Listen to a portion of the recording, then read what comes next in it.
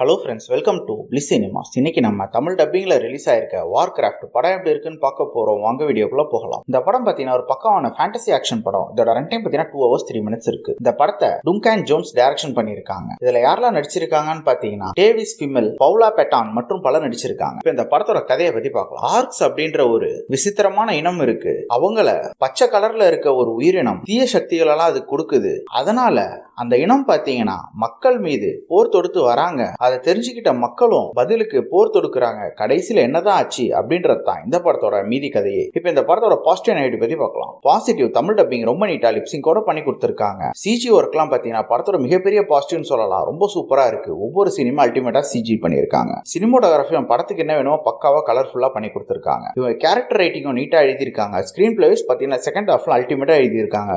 சூப்பரா போகுது. படத்தோட மிகப்பெரிய பாசிட்டிவ் பாத்தீங்கன்னா ஆக்ஷன் சீக்வன்ஸ் தான். ஒன்னொன்னு அல்டிமேட்டா இருக்கு. அந்த ஃபேண்டசி வேர்ல்ட சூப்பராகவே கிரியேட் பண்ணிருக்காங்கன்னு சொல்லலாம். பேக்ரவுண்ட் ஸ்கோர்லாம் அல்டிமேட்டா பண்ணி கொடுத்திருக்காங்க. படத்துக்கு ரொம்ப சூப்பராகவே இருக்கு. இந்த படத்தோட நெகட்டிவ் பத்தி பாத்தீங்கன்னா ஃபர்ஸ்ட் ஹாஃப் தான். ஃபர்ஸ்ட் ஹாஃப் கொஞ்சம் லேக் அடிச்சு ஸ்லோவா போக தான் செய்யுது. ஓவராலா பாத்தீங்கன்னா இது ஒரு ஒன் டைம் வாட்சபிள் படம் தான். பார்க்கணும்னு ஆசைப்படுறவங்க ட்ரை பண்ணி பாருங்க. இன்னொரு வீடியோல சந்திக்கலாம். தேங்க்யூ.